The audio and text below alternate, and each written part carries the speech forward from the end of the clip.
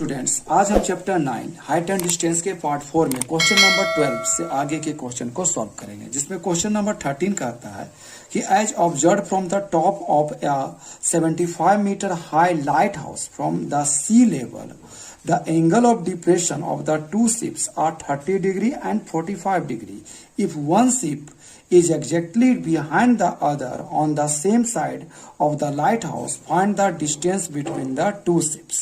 इस क्वेश्चन में कहा जा रहा है कि ए बी एक लाइट हाउस है जिसमें सी और डी दो शिप हैं जो एक दूसरे से एग्जैक्टली पीछे हैं, यानी सी के पीछे डी एक शिप है जो इसके जस्ट पीछे है।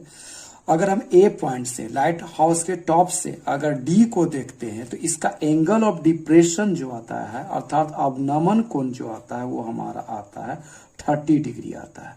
चूंकि इसका एंगल ऑफ डिप्रेशन 30 डिग्री है तो ये एंगल भी जो हो जाएगा हमारा क्या होगा 30 डिग्री होगा। जबकि अगर हम इसी पॉइंट ए से दूसरे शिप सी को देखते हैं तो एंगल ऑफ डिप्रेशन अर्थात अवनमन कोण जो पाते हैं वो हमारा क्या आता है 45 डिग्री आता है। तो अगर ये 45 डिग्री है तो ये भी एंगल सी जो हो जाएगा हमारा क्या हो जाएगा 45 डिग्री आ जाएगा। यहाँ जो लाइट हाउस का जो हाइट है वो हमारा दिया गया 75 मीटर। तो हमें बताना है कि इन दोनों शिप अर्थात सी और डी के बीच का डिस्टेंस क्या है। तो हम मान लेते हैं इन दोनों बीच के जो शिप है इन दोनों के बीच का जो डिस्टेंस है वो y मीटर है और BC के बीच का जो डिस्टेंस है वो हमारा क्या है x मीटर है। इस प्रकार जो BD का जो डिस्टेंस होगा वो हमारा क्या हो जाएगा x प्लस y मीटर के इक्वल होगा। तो हमें क्या निकालना है CD अर्थात y का वैल्यू निकालना है। तो हम सपोज करते हैं कि the distance between the two ship अर्थात CD is equal to y meter अर्थात हमने माना कि दो शिप्स के बीच की जो दूरी है वो y मीटर है। तो इन ट्राइंगल ए बी सी जो सबसे पहले जो ट्राइंगल है उसमें लेते हैं। तो इन ट्राइंगल ए बी सी जो एंगल बी है हमारा क्या है 90 डिग्री। अगर हम सी से देखें तो हमारा ये क्या काम करेगा ए बी का काम करेगा और बी सी जो हमारा क्या करेगा ये पी है और ये क्या है बी है। तो हमारा कौन सा रिलेशन आएगा tan थीटा का रिलेशन आएगा। तो हम tan 45 डिग्री का उपयोग करते हैं क्योंकि यहाँ थीटा के प्लेस में क्या है हमारा 45 डिग्री। तो tan 45 degree equal to P by B, यानी P के प्लेस में हमें रखना पड़ेगा AB और B के प्लेस में क्या रखना पड़ेगा BC। तो tan 45 का वैल्यू जो होता है 1 होता है और AB जो था हमारा क्या था 75 और BC जो है हमारा क्या है x है। इस प्रकार अगर हम क्रॉस मल्टीप्लिकेशन करें यानी x को 1 से इंटू करें तो हमारा क्या आ जाएगा x और 75 को 1 से इंटू करेंगे तो ये आ जाएगा 75। ये इक्वेशन क्या हो जाएगा हमारा फर्स्ट।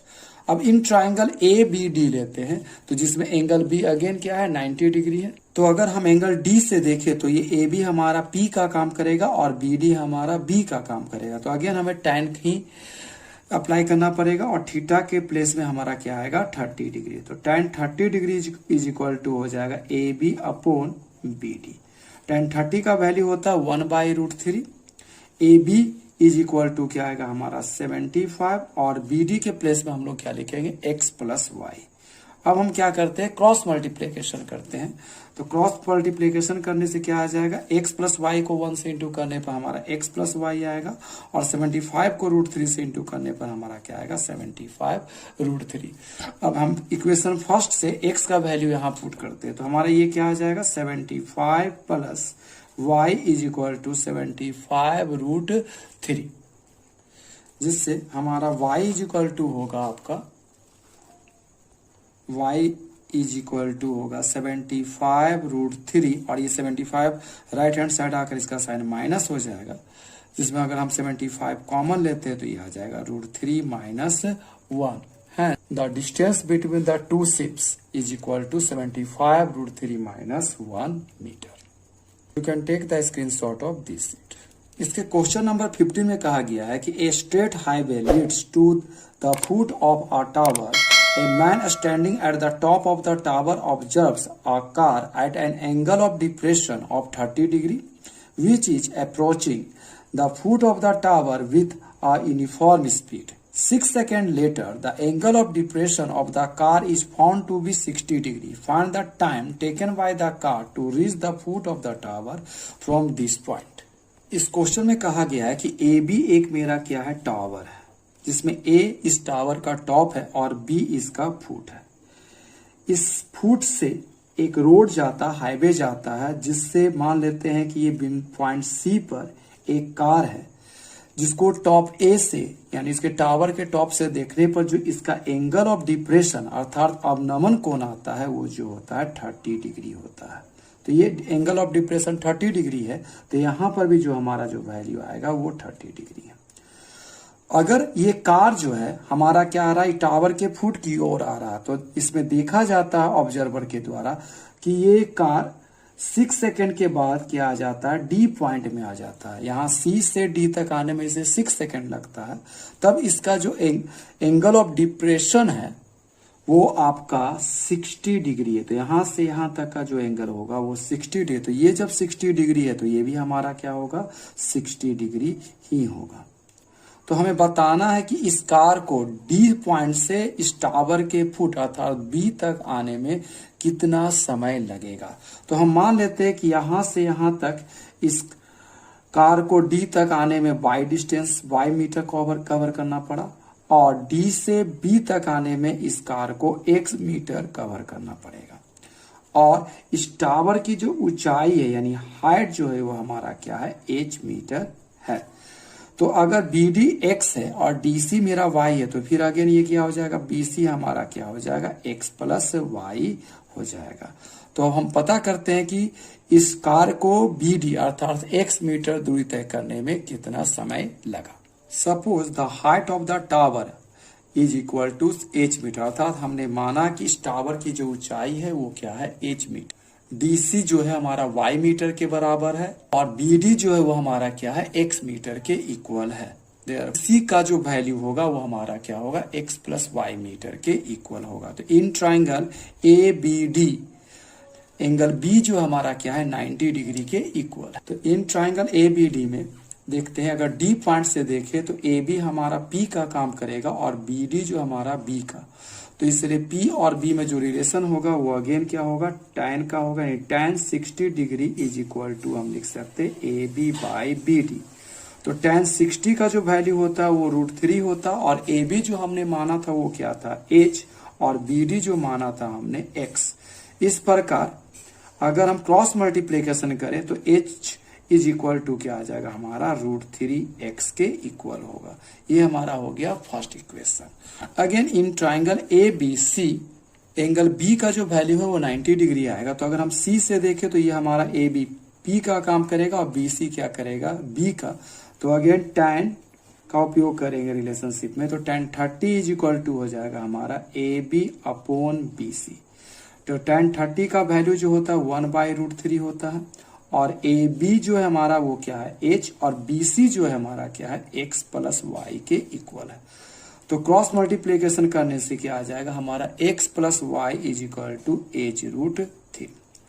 अब हम लिख सकते हैं x प्लस y और h का जो वैल्यू इक्वेशन फर्स्ट से आएगा वो क्या आ जाएगा, √3x इंटू √3। ये हमारा कहां से आया, फ्रॉम इक्वेशन फर्स्ट, यानी ये समीकरण 1 से आया। तो अगर हम इसे सॉल्व करते हैं तो x plus Y is equal to क्या आ जाएगा, हमारा √3 को √3 से इंटू करेंगे तो क्या आ जाएगा, 3x। इस प्रकार जो हमारा y का जो वैल्यू आ जाएगा वो क्या आ जाएगा, 3x minus x। Therefore x का जो y का जो वैल्यू आ गया वो हमारा क्या आ गया, 2x। यहां हमने क्या किया, y को भी x के फॉर्म में लेके आया। अब हम क्या करेंगे, x डिस्टेंस को कवर करने में टाइम को फाइंड आउट। तो हम देखते हैं कि यहाँ जो y है वो किसके रूप में आ गया, 2x के रूप में आ गया। तो हमें क्या करना है, इस x का वैल्यू निकालना है। तो हम लिख सकते हैं time taken to cover a distance 2x, यानी y डिस्टेंस को हम लिख सकते हैं 2x metre is equal to क्या है, 6 second. Therefore time taken to cover a distance 1 meter is equal to क्या आएगा, 6/2x। अर्थात 2x मीटर डिस्टेंस को दूरी को कवर करने में हमारा 6 सेकंड लगता है, तो 1 मीटर दूरी को तय करने में हमें क्या लगेगा, कम समय लगेगा, जिसे हम लिख सकते हैं 6/2x सेकेंड। तो हमें क्या निकालना, x। इस x को डिस्टेंस कवर करने में कितना समय लगा, तो हम लिख सकते हैं therefore time taken to cover a distance x meter is equal to क्या लिखा जाएगा 6 divided by 2x into x।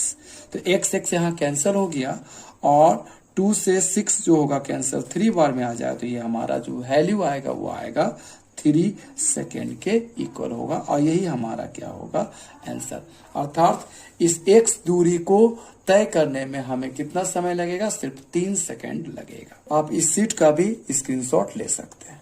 इस एक्सरसाइज का जो अंतिम क्वेश्चन 16 जो है वो परीक्षा की दृष्टि से बहुत ही महत्वपूर्ण है, जिसमें कहा गया है कि the angle of elevation of the top of a tower from 2 points at a distance of 4 meter and 9 meter from the base of the tower and in the same straight line with it are complementary.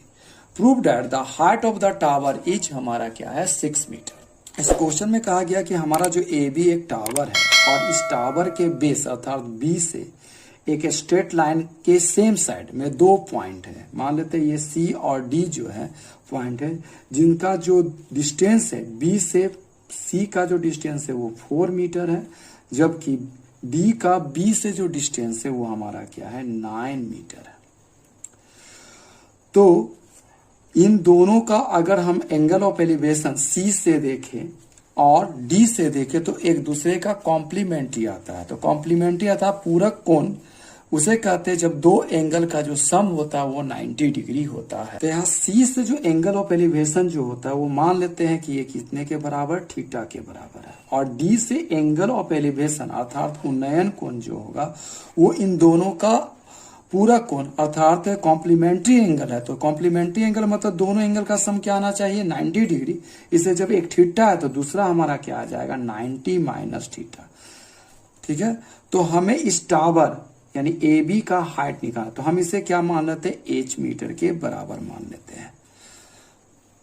तो हम लोगों ने माना कि height of the tower यानी tower की जो ऊंचाई है वो क्या है h मीटर है। तो अगर हम इस ट्राइंगल ए बी सी में लें तो एंगल बी क्या होगा 90 डिग्री होगा।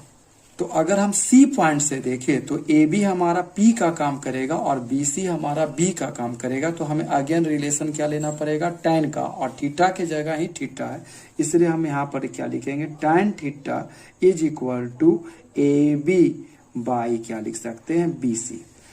इस प्रकार tan थीटा आया और ए बी का जो वैल्यू था हमारा h था और बी सी का जो वैल्यू था ये हमारा था 4।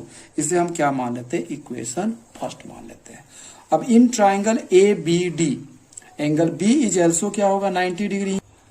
तो अगर हम डी पॉइंट से देखें तो हमारा ए बी अगेन क्या होगा पी का काम करेगा और बी डी बी का काम करेगा। तो हमें अगेन रिलेशन क्या लेना पड़ेगा tan का लेना ही पड़ेगा और थीटा के प्लेस में हमारा क्या आएगा 90 माइनस थीटा। तो हम लिख सकते हैं ए बी बाई क्या होगा बी डी। और चूंकि हम जानते हैं कि tan 90 माइनस थीटा जो होता है वो किसके इक्वल होता है, वो आपका होता है cot थीटा के इक्वल होता है। तो ए बी के प्लेस में हम लोग क्या लिखेंगे अब h और बी डी के प्लेस में हम लोग क्या लिखेंगे 9। ये हमारा हो गया इक्वेशन 2। अब हम इक्वेशन फर्स्ट और इक्वेशन सेकेंड को क्या करेंगे मल्टीप्लाई करें। इक्वेशन फर्स्ट और सेकेंड को मल्टीप्लाई करने पर हम क्या पाते हैं कि ये आपका आ जाएगा tan थीटा और tan थीटा के साथ हमें किसे मल्टीप्लाई करना पड़ेगा cot थीटा को। यहाँ दोनों के बीच में इक्वल तो हम इक्वल साइन लगाएंगे और यहाँ मल्टीप्लाई क्या करने पड़ेगा इधर 7/4 को जो हम मल्टीप्लाई करेंगे ये अब 7/9 से, अर्थात tan थीटा मल्टीप्लाई हुआ cot थीटा से, इक्वल के जगह इक्वल लगाएंगे और h/4 को हम h/9 से इंटू करेंगे। तो हम लोग जानते हैं कि tan थीटा और cot थीटा का जो मल्टीप्लीकेशन होता है वो किसके इक्वल होता है 1 के इक्वल होता है और h को h से इंटू करेंगे तो ये हमारा क्या आएगा h स्क्वायर के इक्वल आएगा और जबकि 4 को 9 से इंटू करने पर ये हमारा क्या आएगा 36 के इक्वल आएगा। अब हम क्रॉस मल्टीप्लिकेशन करें तो h स्क्वायर को 1 से इंटू करने पर हमारा क्या आएगा h स्क्वायर और 36 को 1 से इंटू करने पर क्या आएगा 36। देयरफॉर हमारा जो h का जो वैल्यू आएगा वो आएगा स्क्वायर रूट ऑफ 36। तो हम इसे क्या लिख सकते हैं h का जो वैल्यू आएगा वो हमारा क्या आ जाएगा 6 मीटर के इक्वल आ जाएगा। So the height of the tower जो होगा वो हमारा 6 मीटर के इक्वल होगा। आप इस सीट का स्क्रीनशॉट ले सकते हैं। इस प्रकार हमारे यूजफुल और इंफॉर्मेटिव वीडियो को पाने के लिए हमारे चैनल को सब्सक्राइब करें और हमारे वीडियो को लाइक और शेयर करें।